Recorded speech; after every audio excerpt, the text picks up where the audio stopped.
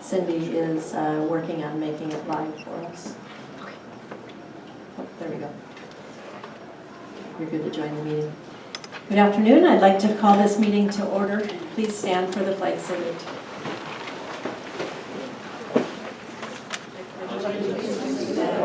Of the United States of America, and to the republic for which it stands, one nation, under God, indivisible, with liberty and justice for all.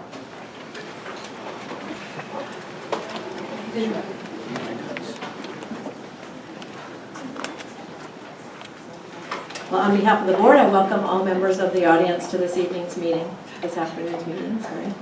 Already feels like evening. This meeting is a working session of the board to conduct the business of the district. The agenda for today's meeting has been published, and the agenda items to be discussed and or voted on have been studied by board members.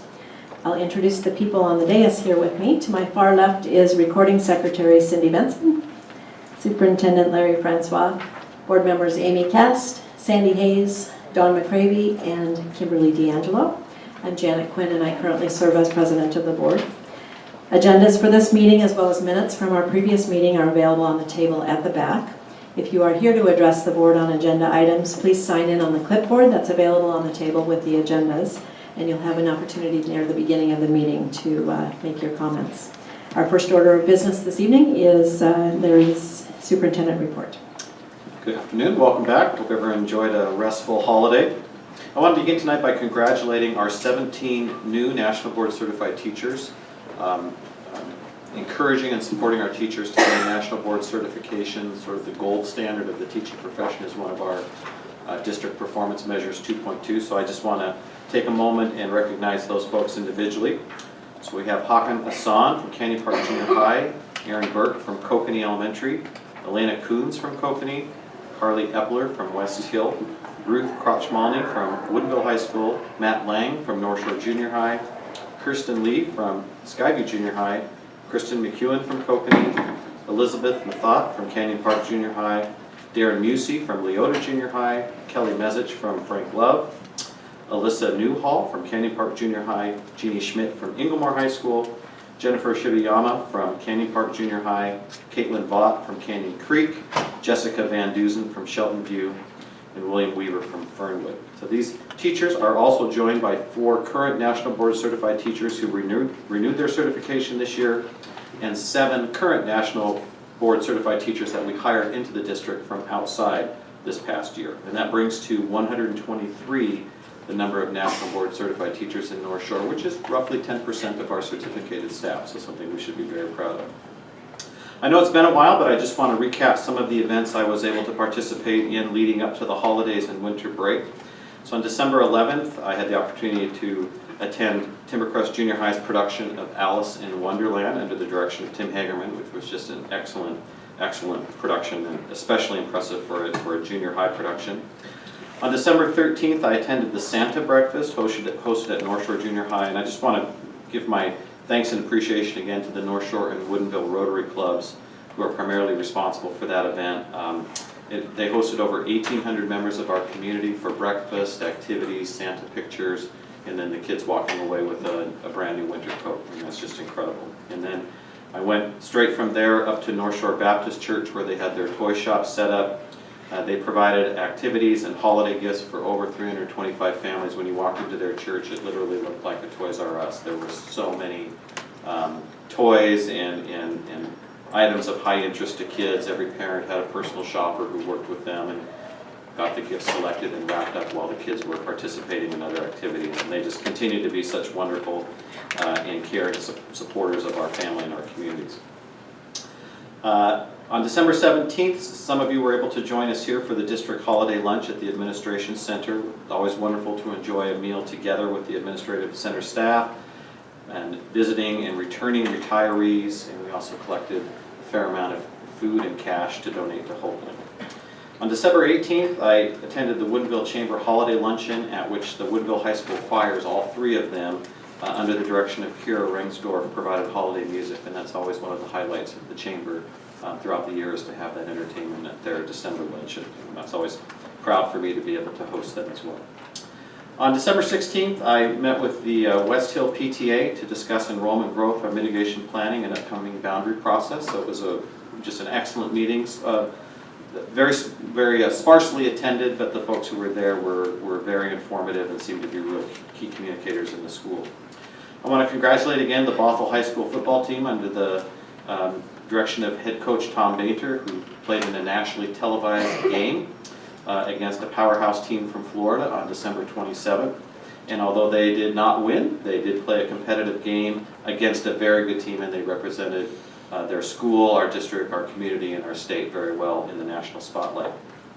Last week on January 7th, I attended the Life Beyond High School Night, sponsored by our Special Services Department, to connect families of students with disabilities to the education and employment opportunities and resources available to them after high school. So a number of our community and technical colleges, as well as community organizations and resources were here, and it was very well attended. People seemed to be really appreciative of the opportunity, so I want to thank our Special Services staff for putting that together.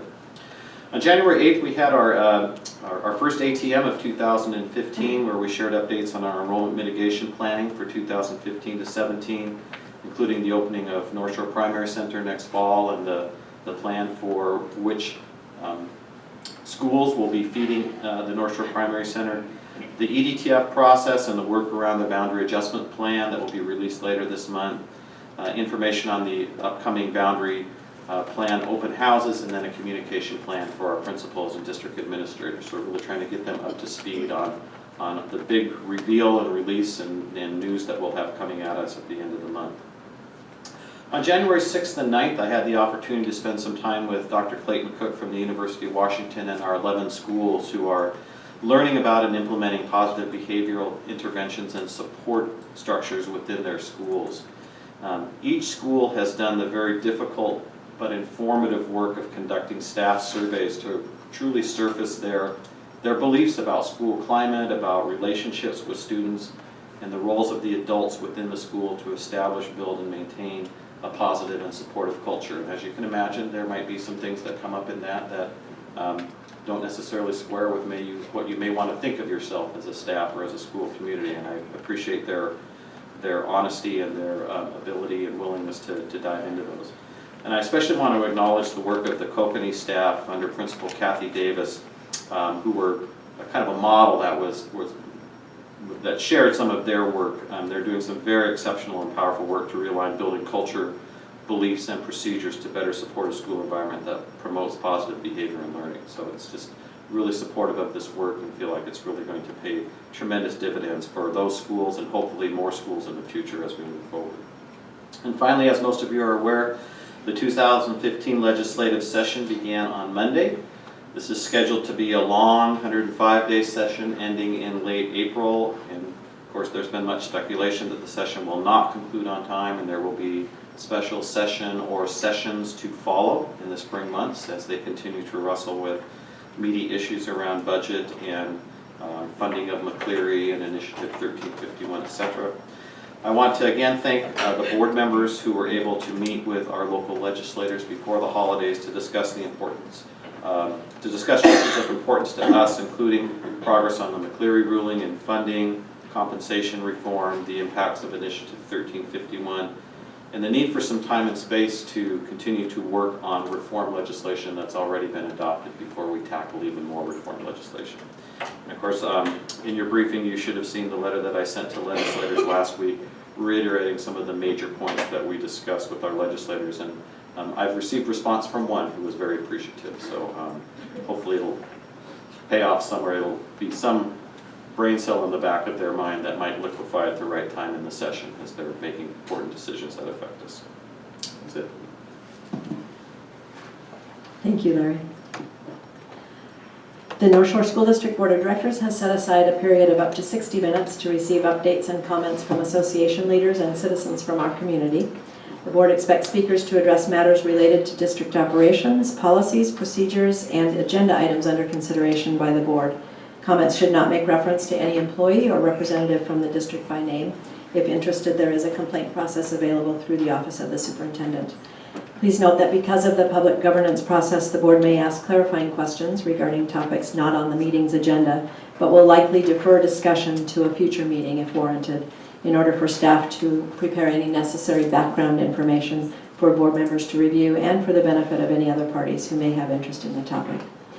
Alternatively, a district employee or board member may respond to individual public comment at a later date. We'll start with C. Sherry Rudolph, PTSA. Hello and welcome back. We had our meeting last night. We were very glad to welcome Kimberly. We miss you, Amy, of course. I had to first I'll give you some updates of some immediate things that are happening tonight. Kathleen Poole will be speaking at Maywood Hills PTA meeting, and then also Snohomish County and the City of Bothell will be at the Canyon Creek PTA meeting. Tomorrow night, Carolyn O'Keefe and Heather Miller will be at the Skyview PTA meeting. So we're just partnering together, trying to get information out, like we all are. So the future plans, Carolyn and I talked maybe about doing something together, getting some more information about Smarter Balance to the parents, and maybe giving them some hands-on to take the test. Also, the Reflections reception was Friday. We had a wonderful time with the 370, kids that were entered, and we had a great turnout. So it's visual arts, film, literature, music, and dance entries. So I think we're going to be able to display some of those for one of your meetings. So not the state qualifiers; those have to go on the state. We'll see if those will be able to be at a brunch. Next Monday, we'll be going to Olympia, and so we'll have all kinds of fun stories, I'm sure, to share about that. Since there's no school, hopefully we'll have some students with us, and it'll be exciting. We have the appointments are starting to get made, but I think the plan is to see all 9 legislators. So our next meeting, which is in March, I think it's March 18th, I'll let you know for sure. Rosemary McCauley is going to attend and give a mid-session update. Hopefully it really will be mid-session. We've also had just a great month, kind of like Larry was saying, of PTAs partnering with some different school groups to be able to do the social services and helping to just get gifts and raise money for people in our community. So it's been really exciting. I have an example of that, and I'll show you.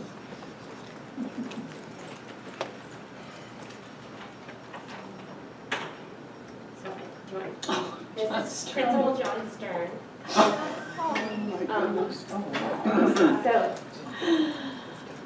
So during lunch, the week, I think right before school got out, parent volunteers from PTA went and helped. The kids could give $1 for a strip of tape to be able to tape him to the wall. And then they ended up raising over $9,000 for needy families in our district. So it's very cute. This actual Nordic News, this one does have a feature about the principals, and this does say it's one of his most embarrassing moments. So but we have all kinds of examples of PTAs working together. So How high was he off the ground? I don't know. I just love that picture. It's awesome. I'll give this to Heather so you can share it with all. And he's smiling. Although he has said that's it for the year. Yeah. Thank you, Sherry. I don't see any of our other associations in the audience, so we'll move, unless somebody stands immediately, I will move to citizen comments, and we start with Ken Smith. Thank you. My name is Ken Smith. I have a PhD in government accounting, and I am the co-founder of the North Shore Citizens for Transparent School Finances. And we promote the accurate and timely information during policy discussions. Would like to thank you, all of you who participated in the study session and the preparation for that. We had many communications. For the 2 of you who were leaning towards 2015 as a time to implement later start, we urge you to keep an open mind. The data may change your position. For the 3 of you who are leaning towards 2017, we urge you to keep an open mind. the day they change position. And for the staff, we are very thankful that they're hopeful that they will be able to get a scenario analysis within 2 weeks. That will be fabulous for everyone involved. 3 points. Number one, the world has changed. Lots of things have happened in terms of the thinking about later start. And the costs for later start are probably going to increase. There will be some parents who want a later start even if the bus schedule isn't changed. And so as we think about how we go through that, that's one of the elements. And you know my personal situation, I've shared that with you. In terms of number two, one question has been about the money and how much money there is or isn't. And just from our perspective, to be very clear, there's $3 million, $4 million, and $5 million that matter. There's $3 million is the increase in the state's amount of transportation funding. The district used to have to pay and subsidize transportation funding by about $2.9 million. That's in the slide deck from the May of 2014. As of this year, the state is basically paying all of that money, reimbursing you for all your transportation costs. And you're a 100% efficiency school district, so you get all that money. So that's $3 million new dollars, operating dollars in your budget that you didn't have 2 years ago. It's like a lottery, and so you should spend that wisely. $4 million, you have $4 million in the transportation vehicle fund.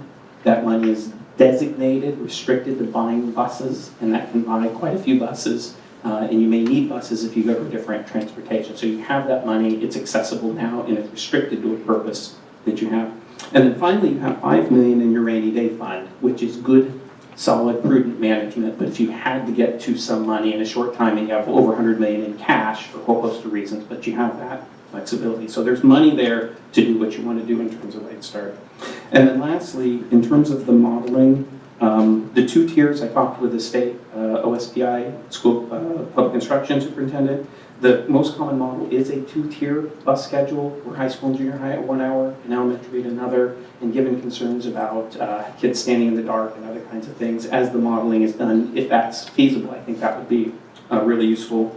That would help the debate. And I don't believe that's been rigorously modeled using the Versatrans software that you have. And lastly, our community works at places like Microsoft, Boeing, Amazon, and the UW, trying to move a schedule and get a product out to respond to customers, to uncover new knowledge. That's what we do around here. And so you can analyze and make a decision about that for the 2015 year, and we'll support you in any way we can to help you do that. Thank you. Thank you. Wendy Reynolds?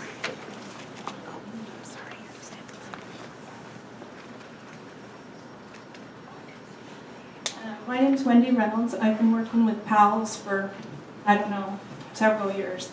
And I had something all prepared and written out to say, but I'm going to say something different. Because I came into the study session feeling totally defeated and wasn't expecting anything to happen because it's been disappointment after disappointment. So I wanted to thank everybody for the great discussion and for finally putting out a survey. And when I saw the results, I was so relieved because we've been working on this for so long on the assumption that we had all the support, and to see 80% of teachers and parents are backing us. You just don't see 8 out of 10 very often on anything.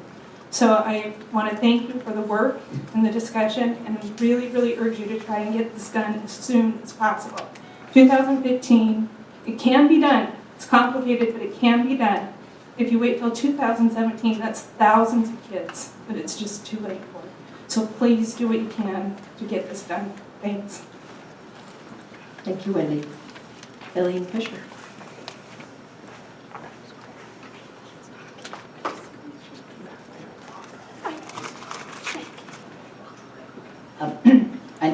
I have a cold, so I'm going to speak softly. My name is Elaine Fisher, and Larry, I could not have said it better, which is adapt, change, and modify. We can do this, and I'm so thankful that you all are on board. It makes a huge difference for you direct staff.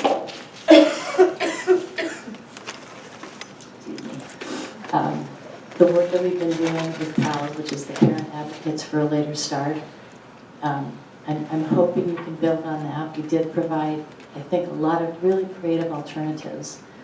But as Ken said, a lot of the situation has changed, and a lot of it will continue to change. But adapt, change, and modify. We can do this. And I'm going to give you just one teeny tiny microcosm. My son plays basketball for Inglemoor, and he's on the C team, the 9th graders. And when we take a bus to an away game, we have maybe 6 or 8 kids taking the bus and the coach. And on the way back, we have one person on the bus, and that's the coach. So looking at transportation at a microcosm, there may be ways to find efficiencies that aren't obvious. But if you dive deep into the information and get creative, I think there's ways we can do this for 2015. So thank you very much. Thank you, Elaine. Annette? Hi. I'm Annette Whelan from PALS. Well, I can't read the statement that I originally had either because the outcome of this study session was not what I expected.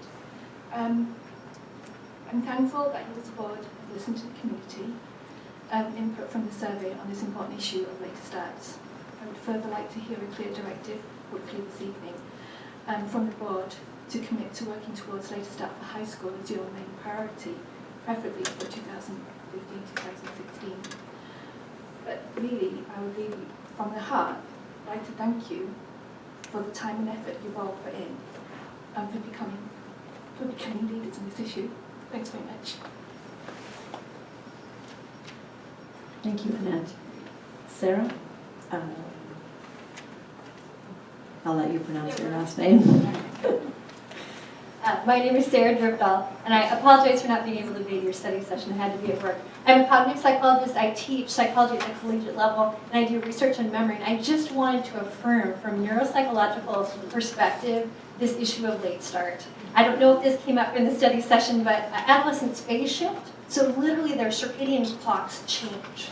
And so what feels like 7 in the morning for us is 4 in the morning for them. And so to have them at school at 7 is like having us at work at 4 in the morning. That we're fighting against the natural inclination of their bodies. It's not that they're lazy. It's that literally part of adolescence is a change in rhythm. That if we don't acknowledge, we hurt them by not working with them and just physically who they are. Secondly, my area of memory, and we're starting to realize that sleep is very important. We used to think, you can only get 5 hours, now we're realizing that's not really true. In fact, some of the newest research is saying that sleep actually consolidates memory, which means it cements them in.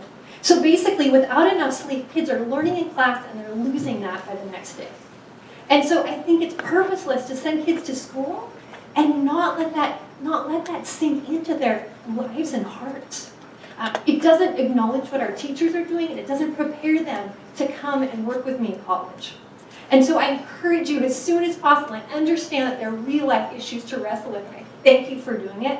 But as a college professor, please do this, because we want students who are as well prepared, and I know our teachers are excellent and they prepare them, but without this, we fight against their basic biology. Thank you.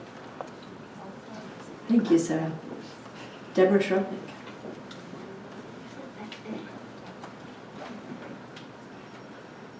I also had to radically change what I was going to say in order to thank you from the heart for putting renewed energy and commitment into this issue of later high school start time. I do want to affirm that transportation is, the inflexibility in the bus routing system, currently the requirement for the consecutive high school, junior high, and elementary routing system is actually an impediment to later high school start time. I don't want to underplay that, and it sounded like we may be going in that direction. And that routing problem is compounded by, the whole host of small programs, some of which my kid participated in, that have a very high per kid cost for transportation. almost 100,000, for example, for less than 50 kids in the NEVAC program is a good example. So, you know, we don't want to obviously get rid of any of these programs. I don't think that it's the programs that are on the table. I think it's configuring the way that they're provided and the way that the transportation is provided in particular. And I love the way Kimberly said, you know, let's get creative about that, because there are a lot of ways to do that, including considering cost sharing with participants. So I also think that the driver contracts could be reviewed again. They require a minimum of 4.5 hours of driving for a route, but that's been currently interpreted to mean 4.5 consecutive hours, when in fact the contract only states it needs to be at least 2 in the AM and 2 in the PM. So that could be thought about a little bit more creatively. And the flexibility from thinking about all of those things, the flexibility that you gain and the savings that you gain could allow for the later high school start time for the large number of students as opposed to the small number of students that are participating in those programs. I also think that the opening up the 2 through 7 period option in the high schools is great. Right now it's kind of a secret handshake in order to get that option. It's very unclear how to do that. And so opening up that would be a fantastic option. I just want to, you know, thank the board again for providing the clearest direction to date to staff to look at these and other options more fully. It takes that clear direction from the board to make this happen. So again, thank you for doing that. Thank you, Deborah.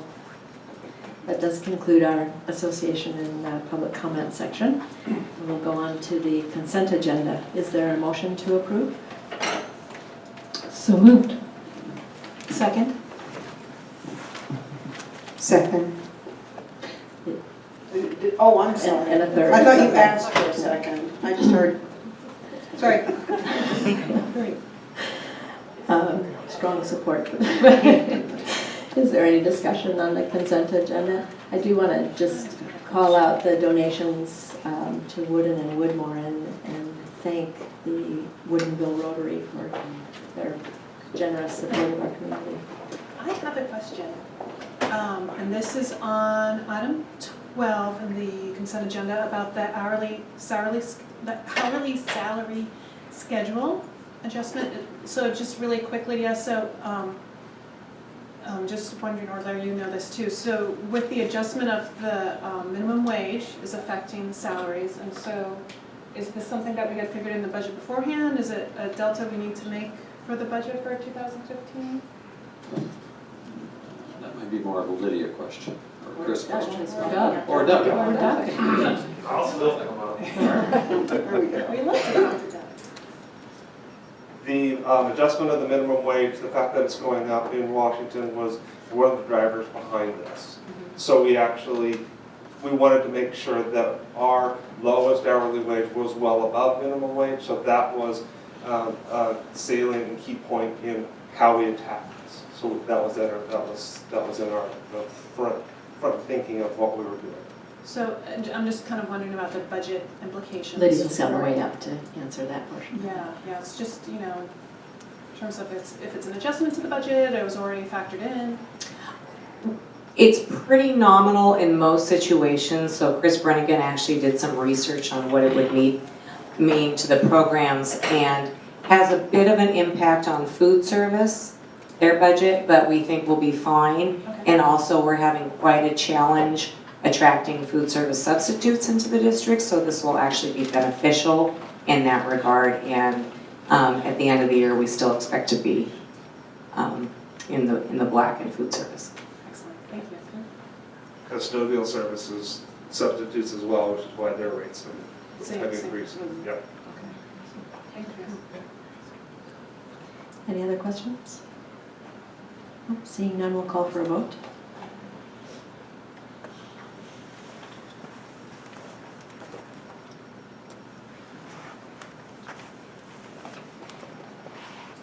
And that passes unanimously. The next item on the agenda